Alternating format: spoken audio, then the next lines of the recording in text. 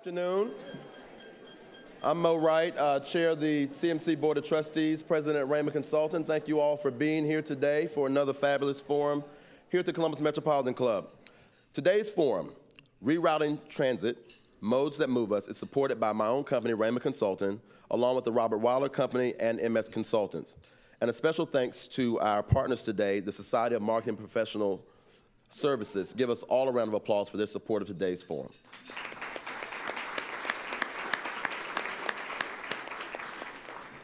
We know that Columbus will grow, continue to grow over the next few years and will grow exponentially over the next several decades.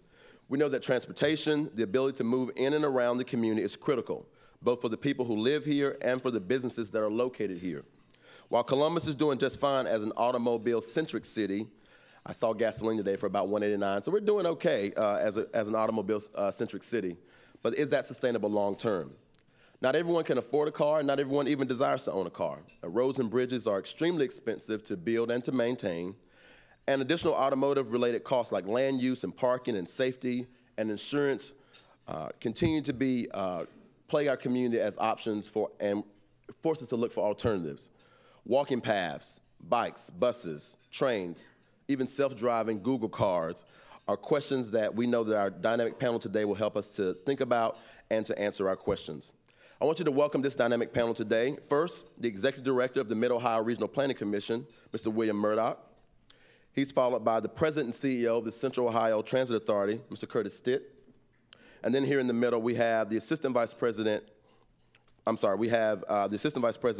Mobility Research of the Ohio State University, Carla Bailo, and our host for today, Elissa Schneider, Chair of the Transit Columbus. Elissa, the podium is yours. Thanks so much.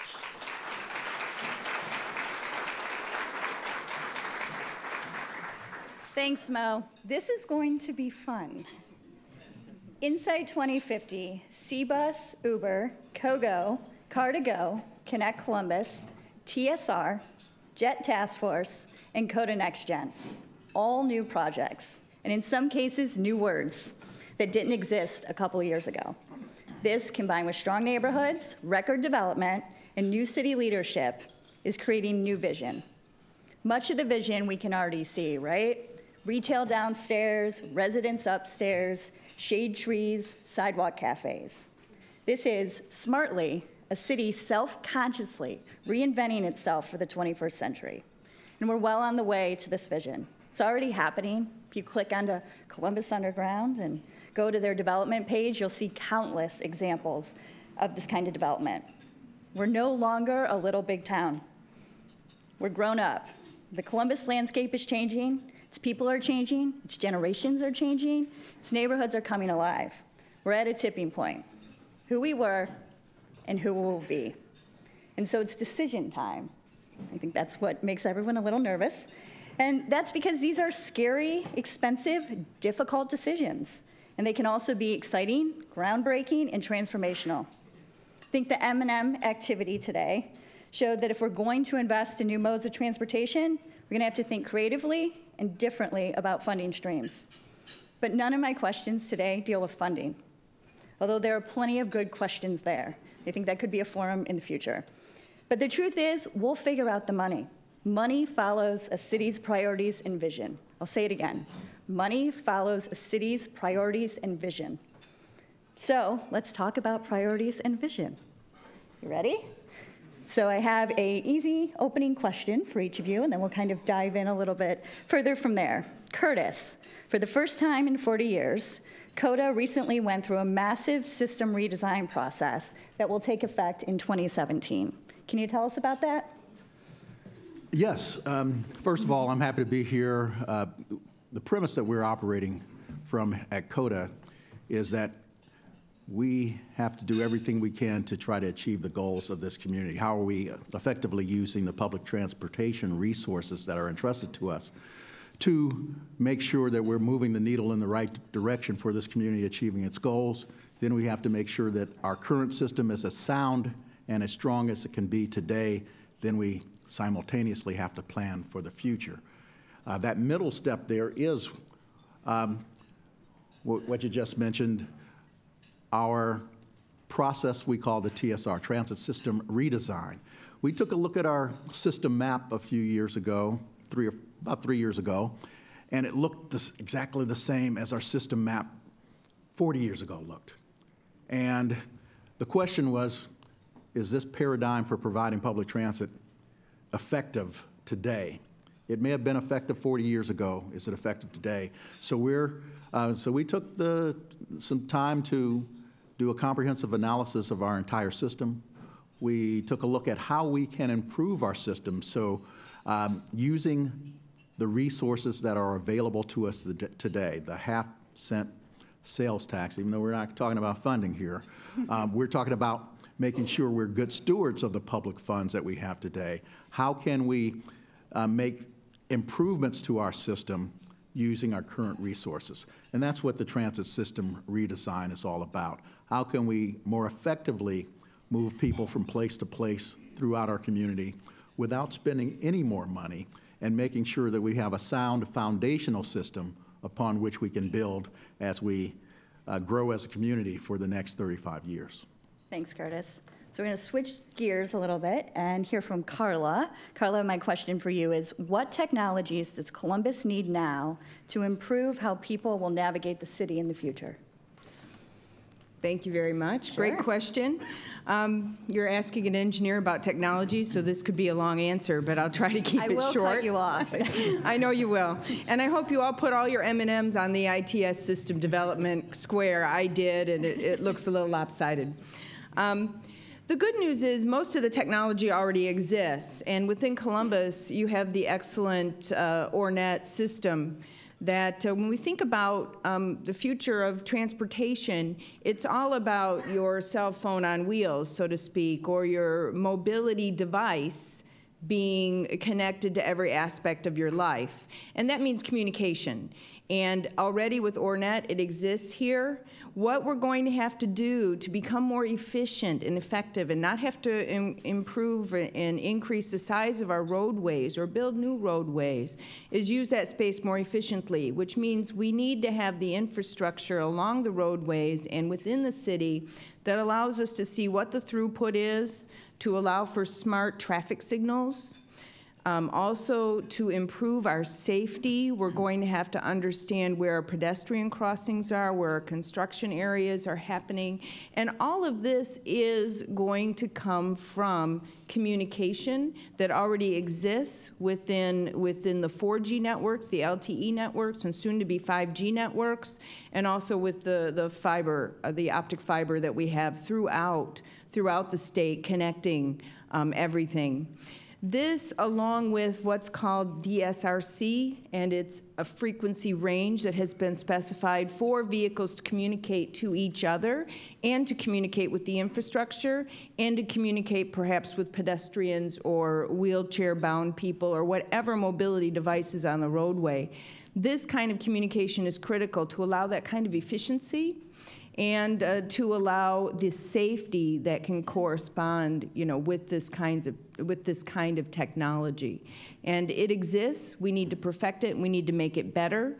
The engineers can do that, and we'll just take it one step at a time. Thanks, Carla. William, we know if we build for cars, we get more cars. We know if we build for people, we get more people. What kind of community do you think we want to build? And how do we build it from a transportation perspective? Well, great question. And I, too, am really excited to be here. To answer that question requires all of you in this room and the panelists that we have here. And it's one that I think that you kind of laid out initially is following the community's vision will make things happen. And so when we look at transportation at MORPC right now, we know that there is significant change on the landscape. We've done a study with our partners at 2020 ULI about how Columbus and Central Ohio is growing and changing. And we know that demographics and growth are changing dramatically. We're expecting a 500,000 people in the region. We're expecting a doubling of seniors, a burgeoning young population. We've got major challenges ahead of us in infrastructure and housing and all of these things, all at the same time people are changing their preferences. They're demanding walkability, they're demanding new recreation and health and quality of life amenities, they're looking for connectivity, they're also experiencing what Carla's been working on and changing transportation and technology and available types of modes and that.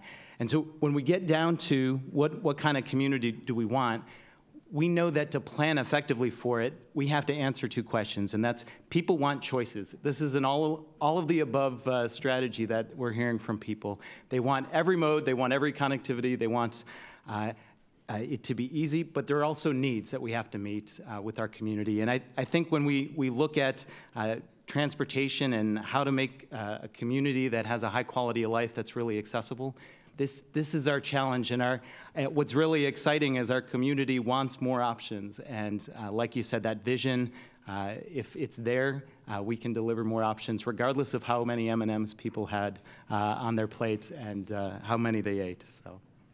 And just maybe a little bit of perspective on Insight 2050, which was what William was talking about. I talk sometimes when I give speeches about the changes that are coming, that in 2050, I will be 70. So when we're thinking, I know it's terrifying, but when we're thinking about the future and think about somebody, like me who's, just barely a millennial, and thinking about 2050, we're not really planning for me, but we're planning for me, but I'll be probably with another hip by 2050. And so, but those are some real realities to just sort of consider as we move through this. So, next question. Robert Morgan, President and CEO of the Charlotte Chamber of Commerce, one of our identified peer cities, said at the COTA annual luncheon that the leadership of Charlotte firmly believed that a comprehensive mass transit system was critical to the region's success and competitiveness in the 21st century. Do you think our city feels the same way? I think our city feels the same way. You mentioned that we have a change in the administration at Columbus. This new change is a great time to begin to build new champions for a comprehensive, integrated transportation system for Columbus and Central Ohio. The desire to have a strong public transit system is just the first step. It's the will to pursue it and stand up in the face of the challenges and the pushback we get when we talk about the thing you don't want to talk about today, and that's the funding. We've got to be willing to be creative and identify ways that we can fund our systems differently. We've got to be strong and forceful as we pursue the current funding streams. And as we develop champions in this community, I think we position ourselves better to achieve this transportation system that will be able to catch up and keep pace with the growth of our community. Thanks. If I can jump in. add to that. Absolutely. The thing that really impressed me when Charlotte came to talk to us, and we see this in other communities, is that communities who realize that transportation isn't just about transportation. It's not about point A to B anymore. Transportation in the system it's an economic development tool, it's a workforce tool, it's an equity tool, it's an environmental tool. And having sensitivity and nuance about the different types of modes and the effects they have on our ability to compete as a region and as individuals' ability to succeed and get around, that's really where we see leading regions going. And we think Columbus and Central Ohio are headed that way, but being very mindful that this isn't just about A to B anymore. Mm-hmm. Yeah, I think you really need to think about how you can change your mindset. So when we think about mass transit, we think automatically light rail, buses, major investments. But why couldn't it be a motorized walkway to get you through the city? Why couldn't it be several small Google cars in a row moving in a nice train rather than a train? Because we've already got the roads. So I think we need to think about, really how to shift the box from normal mass transit to a new way of mass transit that we can do economically and gives people the choices that they're talking about. Thanks, Carla. So speaking of peer cities, Columbus is the largest city in the United States without passenger rail. I think you all knew I was going to say that at some point, right? Our peers in Phoenix, Cincinnati, Pittsburgh, Indy, Houston, Kansas City, Minneapolis, Detroit, and Salt Lake City have all invested in rail or streetcars in the past decades. I didn't even mess with the coasts. How do you think Columbus compares to our peer cities in terms of transit, and what do we need to do to become more competitive? I think Columbus compares with our peer cities as a city very well. I would agree. I think as we look at the transportation infrastructure that is available in Columbus, and let me just back up for a minute, because we always start the conversation with Columbus is the 15th largest city. It's the only one that size that doesn't have a light rail system. If you look at a lot of cities that have light rail systems, they are a lot smaller than Columbus. You know, I took a look at the numbers when I was out in Seattle. Seattle is much smaller as a city than Columbus. The region is much bigger in terms of population. And it's not just the city size that we should be looking at. It is what's the population in the region, what's the density in that region that drives our ability to sustain any level of transportation. So I would ask us to start looking at our region as a whole and not just focus on the numbers within the city limits, because if we do that, we're missing opportunities to serve our entire community. So that being said, I think we compare very well. I think our community is on the cusp of doing the things that we need to do to move from an all-bus system to a more robust public transportation system. And the key is understanding what this community will need as it grows and to develop a system that meets those needs. Our next generation planning process that we are engaged in right now at COTA is focused on one thing. It's not focused on a mode. It's not saying that we must have rail. It's not focused on a dollar amount, saying that we think we can get the community to pass another 0.5% levy, so we should plan a system to that dollar amount. We're focused on what the need of this community will be as we grow, and we're planning a system that will meet those needs. So we're not constrained by dollars. We're not constrained by a single mode. We are trying to look at all of the goals and aspirations of this community and develop a plan that matches the direction that our community is moving in. Great. William? If I can add on to that, Yeah. I know that what Curtis said about not focusing on the mode, I know that's hard to do sometimes when you go to other communities and you see successful modes, but really looking what our community needs and the mix of options that we need is important. And it's not just passenger rail or light rail or streetcars. We also have issues around workforce transportation, rural transportation. We've got a lot of mobility issues with people as they're aging, people who need to get to work. So we have to look at that whole option. But I know, Elissa, that you asked about passenger rail, and you know that my organization is working on passenger rail. I didn't ask about passenger rail specifically. I just said that it's happening in a lot of different places. So here, doggone it, you roped me in. All right. Yeah. So MORPC is working with its communities and communities from here to Chicago to examine a proposal on a passenger rail from Columbus to Chicago. And the great thing is communities, rural and urban, Columbus, Marysville, and on off to Chicago, are all collaborating and talking about this system. This would be a long-term investment. So this is not something that will happen in 6 months. If it happens, it will take years of preparation and planning, focusing on the corridor. Maybe the trains will be autonomous or something like that, but we have to be planning for it. And the way that we're looking at it is, does it save time? Is it a good investment? Is there a return on the investment? We think initial studies show that it is, but also the way we're looking at the all of the above strategy is, if we imagined our region wasn't on the interstate system, or if we weren't on the freight rail system, and we were one of the few that weren't on there, we'd be clamoring and working really hard to connect into a national system. And so when we look at passenger rail, if there's a national system, we want to make sure we're evaluating and seeing should Columbus be on that national system. And I think the initial answer we have is yes, but there's a lot of work to get to that point. And so maybe a follow-up to that, a question.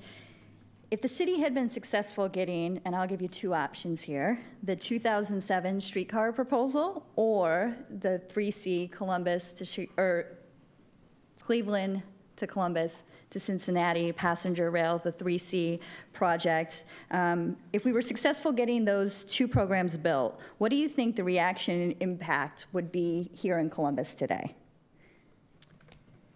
Okay, so let's start with the 3C passenger rail. So that system, should that have happened, we think would have been transformative, and it could have been an economic driver. The times weren't as fast as people were hoping for in terms of high speed, but Sure. If you talk to anybody who works with companies or works in and out of Cleveland or Cincinnati or Dayton. Or is a Browns fan? Or a Browns fan or a Bengals fan. Oh, sure. We're all Buckeyes fans, Yeah. so the trains were becoming here. Go Bucks. That's right. But had we had that, it would have been used, and we see examples around the country where similar types of systems between similar metro areas could have been really successful. So that is a loss for the region. I think it's fair to say that. On the types of modes that we'd have downtown, again, we know that if they're put in the right places, these types of modes, be it light rail or streetcar or whatever it is, generate economic development, they encourage redevelopment, and any type of investment like that, we would have expected there would have been more redevelopments, more activity in our community. So I think that's fair to say. Yeah. Any thoughts, Curtis? If we were able to build the light rail system that we were planning during the first 5 years of the 2000s, we'd probably now be building the second or third line. And that's just looking at other communities that have invested in light rail in their communities. Even the areas that did not want light rail in other cities and regions, the particular neighborhoods and areas that were opposed to it are now clamoring to get it. One of the things we have to, maybe I'm going a little bit off question here, but one of the things that we have to look at as we develop these systems, though, it really connects to something that William talked about, and that is, connectivity. We're talking a lot about the future and where this community is going, what transportation should be doing, economic development. But we've got to remember there are neighborhoods and parts of our community that are not connected. Mm-hmm. And at COTA, we have a responsibility to plan for the future, but in that planning, we can't leave behind these neighborhoods that today are not being served as well as we could serve them. That's why I say we have to catch up and then keep up. And in the future, we want to make sure that all segments of our community are well served by our transportation system so that everybody is connected to the jobs. Everybody benefits from all the economic development that's going on because they are connected throughout our entire region. So whatever the mode is, we've got to make sure that it's, again, not just single mode, but a comprehensive system that connects all segments of our community to all of the great things that are going on here in Columbus and Central Ohio. Yeah, I couldn't agree more. I think whatever happens next really should be about everyone, and really thinking about, the big picture, too, of how people are getting and navigating the whole city. So let's sort of move a little bit more into some technology questions. And there's been several for-profit entities that have entered the market in Columbus, providing different modes of transit. What can be learned from their operations and technologies in terms of creating better public transit for Columbus? Great question. And how many people use Uber? Yeah, it's great, isn't it? I love it. I don't rent cars anymore. And I apologize to anybody in the taxi business. But what I think these up-and-coming companies are doing and will continue to do is disrupt and rewrite the way we move goods and people. And I think there's a lot to be learned about that in terms of the business models, in terms of the products that are coming on the roads. A few people were just in Europe where they had what they call mobile city buses that basically took people from their hotel to the convention center, fully autonomous. The people just could get in and ride to where they needed to go. It's a new company. The existing companies are going to have to move and shift in the way they think. And the emerging technologies and the emerging companies are going to cause them to do that and really start thinking out of the box and bringing some of the best new ideas on the market, because there is not going to be a one-size-fits-all. It's just not going to happen, and we just have to provide the means to get from A to B for people to work, for people to live, for people to balance their lives. And they want to be able to do that seamlessly. It's going to require a lot of new technologies, a lot of new different companies coming into the market. There's one company that I have coming to campus in a couple of weeks. It's called Innova, and it's a small product that comes out of Italy. It's a car, we call it a quadricycle, which means it's not really legal to drive on the streets here. We don't have a way to certify the product, but it's certifiable in Europe and in many other parts of the world. This car does not go over 35 miles an hour. And it's fully EV, and they want us to help them make it into an autonomous product. But just think how great it's a small car. It's like about the size of a golf cart. But they've got this great innovative product. It's coming. It's already on campuses in other states throughout the U.S. Campus is a great place to really test and demonstrate the ability of these products. But it's something new and totally revolutionary that I can guarantee you any of the big 6 automakers wouldn't be putting on the road today. They can't afford to, and they're not that quick and nimble. But they're going to have to. And it's these competing technologies that always brings out the best in what's needed and what we need to deliver to the public. And all those dollars that people are spending today buying cars and paying for insurance and paying for accidents and paying for repairs, we can use a lot of those dollars, once we have cars that are no longer crashing into each other and, fully safe, no rehab. There's going to be a lot of dollars that we can then use to make sure that everybody has access and a way to be mobile and be sociable. So, Carla, speaking of crashes or not, how do you envision driverless cars sharing the streets with people and bicyclists? Yeah, that's a good question.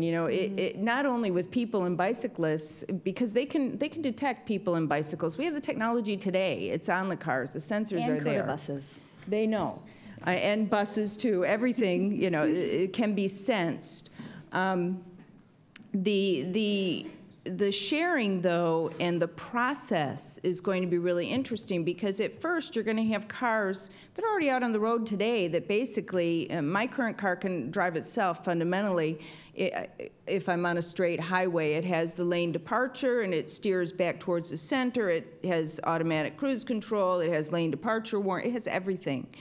But I don't really feel comfortable with it like that. Not because my car doesn't know what it's doing, but I'm surrounded by dumb cars. That's what everyone in Central Ohio thinks. Fundamentally. But I mean, we're going to have this dichotomy for several years where the cars are going to have to understand and be able to see and sense and learn what the other cars are doing. So it's going to be a real learning process. So at first we'll have clear algorithms put in the cars. In this circumstance, you do this. But circumstances will continue to arise, and that's where artificial intelligence and continued learning of the machine will take place. And we've even talked about what are we going to do for motorcycles and things like that. I was talking with Harley Davidson, and they're really looking at making their motorcycles start to broadcast at least where they are, so that they don't. One of their main concerns now is they get hit often while turning. So if they're broadcasting where they are, even if the driver can't see them, the car knows and the car will stop. So how shall we put in those communication devices and make sure that everybody knows where everybody is and what that object is? Is it important to avoid it or not? You know, just like you avoid a dog or not. You know, it really depends on your own learnings. But we need to experiment. We need to hold, you know, test beds and do a lot of work as a community to be able to enable these interactions. It's going to be several years of smart and dumb. Thanks. So maybe one last follow-up on driverless cars. How can driverless cars benefit people and public transit? Oh, wow. That is the most important question, because we hear about driverless cars and everyone talks about the technology and how cool it is. But the number one reason for driverless cars is safety. You know, it really is clear this year the number of deaths has increased on our freeways for the first time in about 10 years. They've been flat for 10 years. And as of a month ago, we were 8,000 more fatalities this year than we were in the last 10 years, year over year. And that's a serious issue. So, you know, I'm going to brag for a minute. I had my first granddaughter last Wednesday, and I'm hoping that she will never need a driver's license and I never have to worry about her being in an auto accident. And really, that's number one. Number two, when we think about the aging of our society and people losing their ability to be mobile, talk about 2050, I'll be 90 by then, hopefully still around, but who knows. But I probably won't be driving, but hopefully I'll still want to be social. I'll still want to manage my own life. And having a product or a device that allows me to get from A to B, to manage my life, have that independence, and be able to socially interact with others, because that's vital to your self-health and awareness. I think those are two of the most critical reasons that I think driverless cars are so important. Safety, elderly and disabled ability to be independent and live a good life. And those are the main reasons. After that, it becomes convenience. You know, it really becomes convenience so that you can do other things and get where you need to be. You don't have to be bothered with traffic jams, et cetera. It's convenience. But really, let's think about those two drivers, and then those two drivers will then put the prioritization properly. Thank you. So in a few minutes, we move to audience questions. But first, let me ask this final thought. And I want everyone to answer it. If success was guaranteed, what bold step would you take next to improve the public transit system in Columbus? I'll let everybody else answer.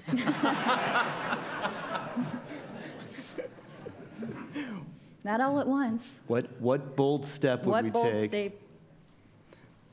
Guaranteed success. Okay. One bold step. One bold step. But the disclaimer while I'm thinking of my answer is that we do have really amazing transit system here in Franklin County with COTA for the resources they have, for the job they have to do. I know that they're planning to be better, but we should all be proud of what we have here. So as a bold step, I'm torn between looking at corridors that are higher capacity corridors, so things like rail, to really help adjust congestion issues and provide those additional options. I'm torn between that and making sure that we do everything we can to integrate these technologies ahead of time. When we think of the technology and safety, we also have to think equity, because some of these improvements come out for people who can afford expensive cars. And so making sure that we're driving that technology down to all users quickly is really important. So for me, it's between a nice corridor and lots of technology. You're a peacemaker. Yeah. It's I work at MORPC. Yeah. So. We do appreciate that as a community. Yeah. So I know you want to go last. You know, the bold step that I would like to see happen, coming from industry and now being in academia, is really a lot better cooperation between government, industry, and academia, because there are so many studies that need to happen to make 2050 the reality that we want it to happen, that we have to start working together and working more collaboratively amongst the states, the feds, the universities. I need to do more work with other universities that have core competencies that Ohio State does not have. We need to band together and work together and change the normal way that we do research and development to make these things happen quickly, efficiently, and at the best cost that we can manage. Thank you. Driverless flying vehicles. You said COTA hovergraphs. If it's a guaranteed success, Yeah. you don't have to build any more roads to accommodate it. We can do it. But you know, that's a tough and interesting question, because there isn't any one solution. You know, I think generally is, you know, keeping up with the technology as it develops and making sure that the system that we put on the street keeps pace with that system or with that technology. Folks ask me all the time, you know, what do I think about the competition? I say, what competition? Uber, Car2Go, even Kogo. Driverless vehicles, platooning vehicles where you've got 18. I saw a presentation where there were 18 18-wheelers in a row driving what they call platooning. The only two of those vehicles that had drivers was the one in the front and the one in the back. That's how technology is going to advance in the future. So I guess I would just say generally, being able to keep up with technology and being able to afford to implement the best technology that we can in the transit system where the funding is always so tough to get so that we can keep pace. I would say driverless buses, but the vice president of our union is sitting right there. Yeah. Wonder what the insurance would be. It's a whole nother question. It's CMC's tradition to take audience questions. So please come up to the mic, state your name, ask your question. And Jane, we ask in advance that you not make long editorial comments. Thank you very much. Let's proceed. Thank you very much. I'm Jane Scott. I've heard a couple of times, and I just want your reaction to this, that we're our own worst enemy because our highways, our freeways in Columbus are so good, and you can get anywhere in this city from side to side in a few minutes. A friend of mine from Chicago looked at me one time and said, "Why do you have a traffic helicopter? You know, there are no traffic jams. The ones that are, they come on and they say, oh, it's going to take 8 minutes from Grove City instead of 4. Are we our own worst enemy?" You know, if I can jump in there. Sure. I think that when we look at how we planned in Columbus, low congestion is a great thing to have, and it makes it very easy and very accessible for us to get along. What we're thinking about going forward, though, is if we add 500,000 people or more to the region, what does that look like? And when we look at the ability to expand the existing highway network, we're reaching limits, so we need to start looking at what other options there are so that maybe we can keep low congestion, maybe we can add these other options, but we can also look at some other higher capacity corridors to help solve that problem too. So I would also say it doesn't really matter if that's not the way people want to move anyway in the future. You know, they call Columbus a 20-minute town. Whether that's literal or figurative doesn't really matter. You know, folks at COTA seem to get employees, sometimes myself, get excited and upset when we read the articles about how easy it is to get around in Columbus. And we think, gosh, all the plans we're trying to make for a better transportation system, we don't really need it because we're so low on the list of congested cities. Well, my thought is, gosh, that's a list we don't want to be at the top of. Right. So what are we doing today to make sure we stay low on that list rather than being at the top of the list, the most congested cities that need, you know, traffic helicopters? And before you know it, we won't be a 20-minute town. We'll be a 40-minute town or a 60-minute town. So how do we stay low on that? And that's planning a good comprehensive system. Jordan? So my name is Jordan Davis, and I'm the chair of the Create Columbus Commission, and Elissa is one of our commissioners. And the Create Columbus Commission is a thought leadership group on how the city should better attract and retain young professionals. And all of you were a part of our first ever YP Government Day. And I'm going to pick up on two things you just said. Is we believe that the demand is changing, that it doesn't matter how quick it is to get around a car, we don't want a car.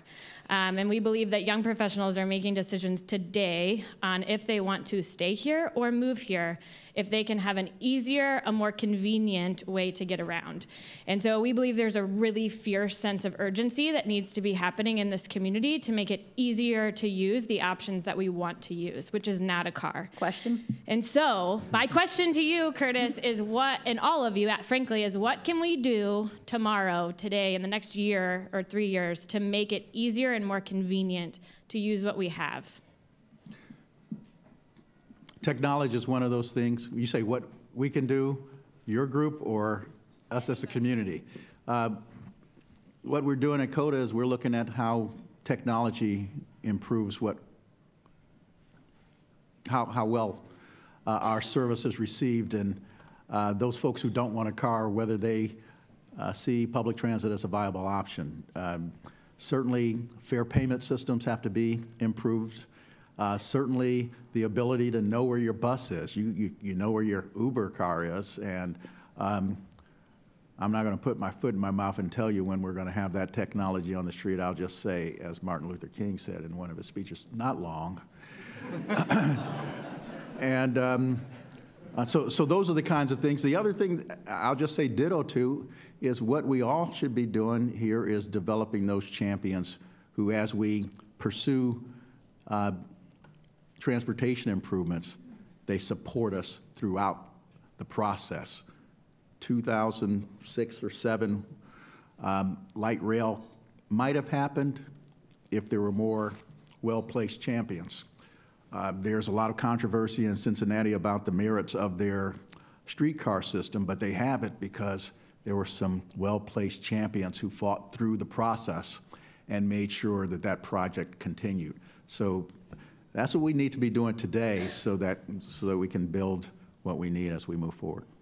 Anyone else want to jump in? Yeah, I'd like to build on that. I think that what Curtis just said, and Elissa, what you said at the beginning, a community that has a vision will find a way to get it done. And so what Curtis said in building people to advocate for that at all levels, not just government, not just the advocates, not just young professionals, but our business community and our social services community. These are two big aspects of it. If we have advocates and that vision can come together in the next few years, we could do a lot.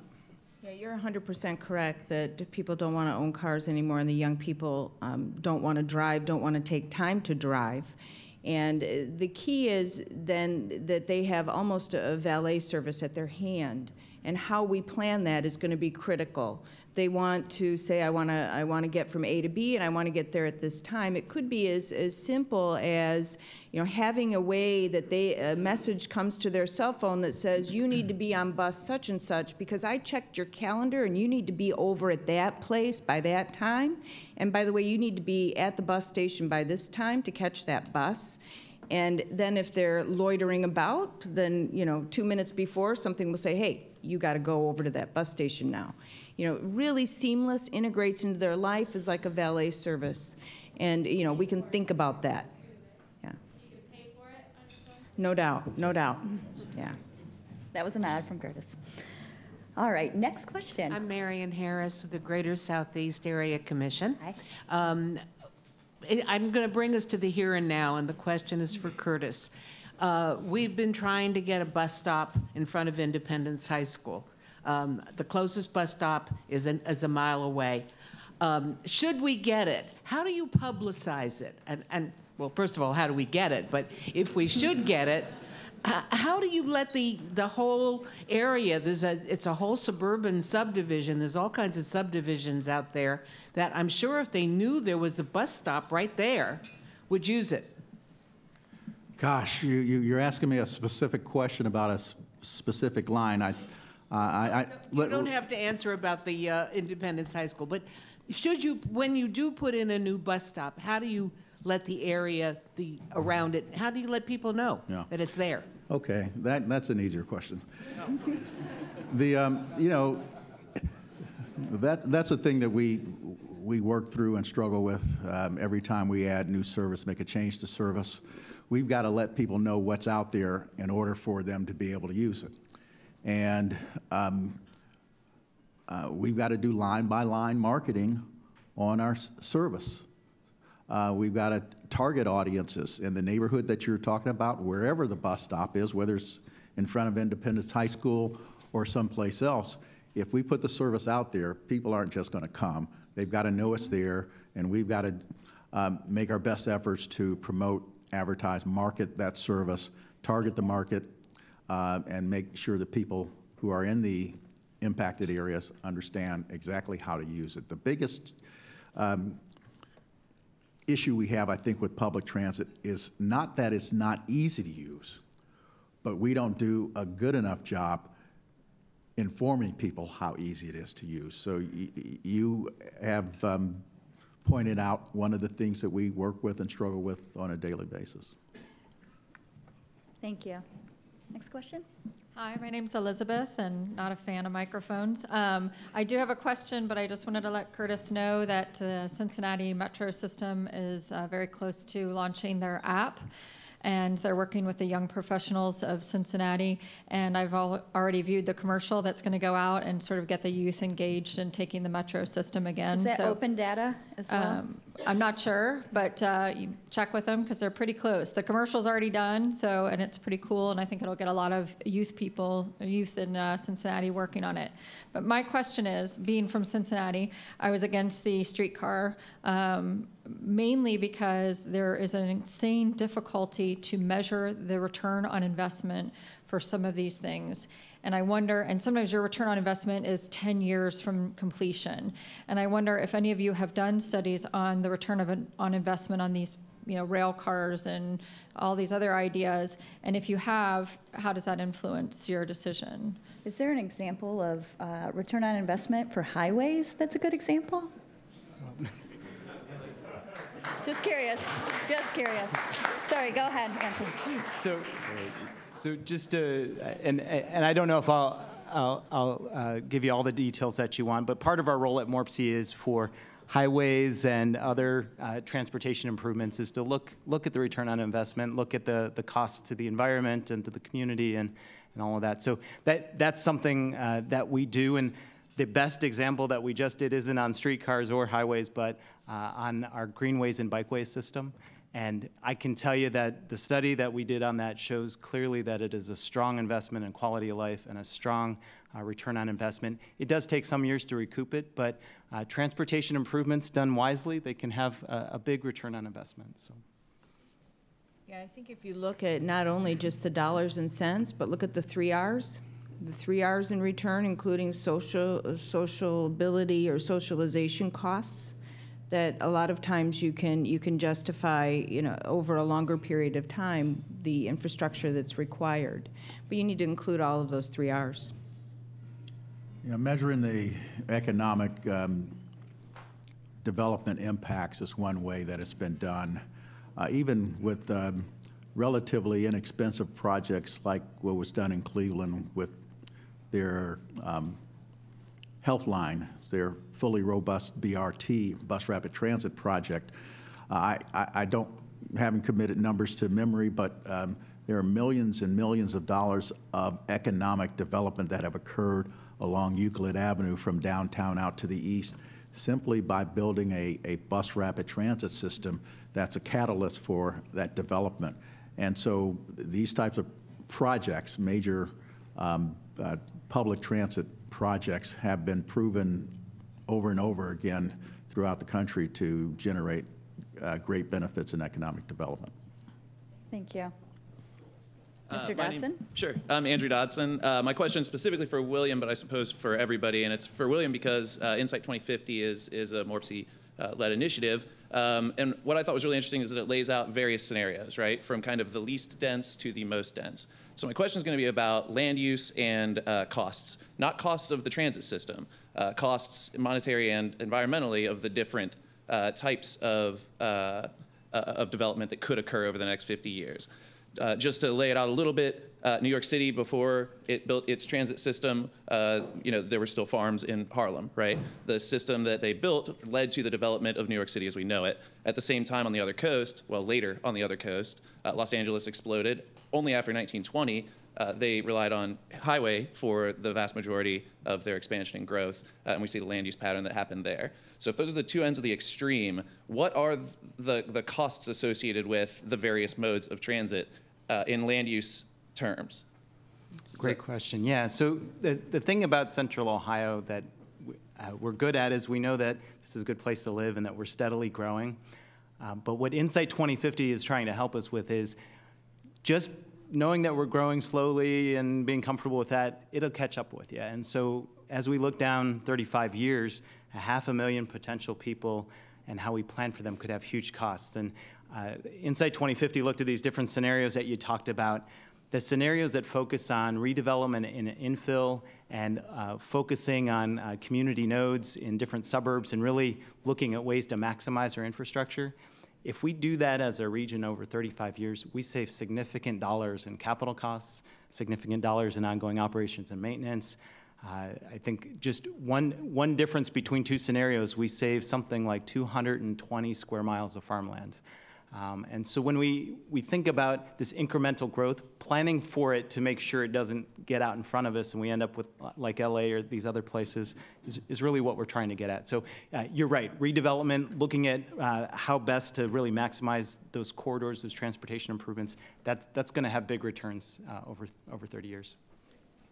Thank you. We have time for one last question. Okay, I'll make it quick. I'm Mark Allen. I spent $3 billion at lunch today on light rail. So did I. And I'm thinking, and this may be something we don't, we've all been, I think there's so much support for light rail, and we've said, for years, gosh, we need something. We're the 15th largest city. We don't have the light rail. Now I'm thinking, has the time passed? Are we going to have the self-driving buses? Are we going to have the fleet of self-driving buses in a row that get us up and down High Street and from the airport and back? Which, you put in a fixed rail, it's not flexible. You have wheels on the ground. You have flexibility to go where the demand is. So have we passed, is there a need for light rail anymore? Did I just waste $3 billion? Well, I think they're different, right? I think it's about choice and, cutting a piece out because of new technology. I think, for me, it's scary, particularly when you're talking about all people, right? I think that this is going to phase in at the top end of the income. Would you say that, Carla? Do you want to answer that? At first, probably yes. However, if we think about it, it's probably going to phase in with those heavy-duty trucks first. Yeah. And then move into probably the senior communities, that kind of, for the people who need the mobility, and then become more of a luxury item. The nut to crack is going to be to get the sensors and the technology at an affordable price as quickly as possible, because you want all smart cars conceivably on the road. Any other thoughts? Yeah, I don't think that the time has passed. I think the type of technology around light rail might change. I think it gets down to simply, if you're trying to move a bunch of people or a bunch of goods along a corridor, the more congested that is, the more you have to look at other modes other than individual cars. And so light rail can accomplish that. It can move a whole lot more people quickly. A COTA bus can accomplish that. It can move a whole lot more people in the same space. When we're dealing with cost restrictions right away, when we're trying to figure out how to serve people the best way, I think for a long time it's going to be a viable option. I think it's fair to say that. Yeah, it's a huge matter of developing technology. As technology develops, how do we use technology in all of those modes? Right now, a big controversy in the United States with rail systems is what they call positive train control, basically designed to prevent accidents with trains. And how much will that technology develop to make movements of trains more efficient and be able to use the infrastructure that is in place, all of the rail lines that are in place to move freight and passengers more efficiently? technology can help us get there. Now, it depends on the urban planning as well. One interesting case is out at the University of California, San Diego, where they recently put in light rail from downtown San Diego all the way out to the campus. And I asked, how did you manage to do that? Because that was a huge investment. But fundamentally, they had several large companies also in that area that needed a way to get their employees from A to B and do it safely and allow them to be productive. So again, it was that collaboration with the industry, with the government, to allow this kind of a system be put in place, but specifically to get people where they needed to be employed and back home safely. Thank you. All right, we're going to turn it over to Mo. We know you enjoyed today's forum. Wow, so many questions, so many opportunities for our city. Thank you all for being here. I want to announce the results of our survey. We asked you 2 questions on your way in, and we had our staff to tally those. The first was, how did you get to CMC today? Our top 3 answers were 53 of you drove your car, 33 of you walked, and 26 of you carpooled here. So that's interesting information for us to take home today. And then we asked you, if you drove, where did you park? And about 49 of you said on the street meter parking, followed by 15 of you in the parking garage, and 12 of you in surface lots. So there's some quick information. You left lunch smarter today, all right? We know you enjoyed today's forum. We invite you to continue the conversation in just a moment in the lobby over coffee and cookies. Remember, you can watch all of our forums on the ColumbusMetroClub.org website, also through PBS affiliates throughout the state and on Columbus Television. Let's thank our sponsors for today, Raymond Consulting, the Robert Weiler Company, and MS Consultants. Thank you for your support, along with our partners at the Society of Marketing Professional Services, and certainly to this panel, William Murdock, Carla Bailo, Curtis Stitt, and Elissa Schneider. Thank you all for being here. We'll see you next week.